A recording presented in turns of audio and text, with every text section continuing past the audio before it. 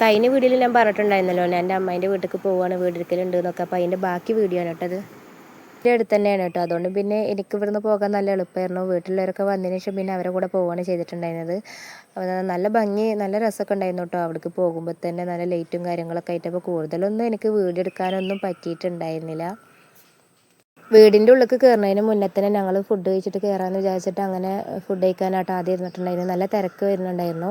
അപ്പോൾ കഴിച്ചിട്ട് കയറാമെന്ന് വിചാരിച്ചു. പിന്നെ കുട്ടികളെയും കൊണ്ട് കഴിച്ചിട്ട് കയറല്ലോ നല്ലത്. അപ്പോൾ പിന്നെ അങ്ങനെ വിചാരിച്ചിട്ട് അത് അങ്ങനെ കഴിക്കാൻ കയറി.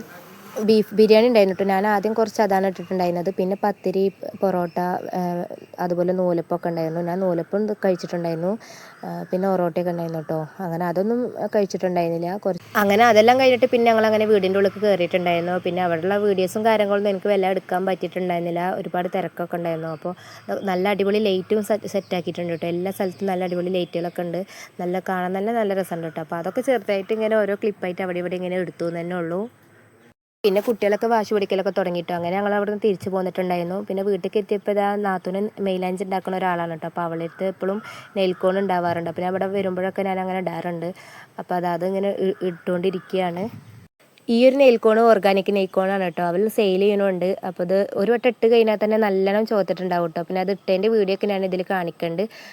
ആർക്കെങ്കിലും വേണമെന്നുണ്ടെങ്കിൽ കമൻറ്റ് ബോക്സിൽ പറയാം കേട്ടോ. അപ്പോൾ അത് കഴിഞ്ഞപ്പോൾ ഞാൻ അവിടെ ഒരു സിങ്ങും ഉണ്ടായിരുന്നു. അപ്പോൾ ഞാൻ അതോട്ട് ഇങ്ങനെ കൈമേലും ഇടാൻ പറഞ്ഞിരിക്കണം. എനിക്ക് എപ്പോഴും കൈമ മെയിലാഞ്ചി ഇട്ടിട്ട് കാണുന്നത് നല്ല ഇഷ്ടമാണ്.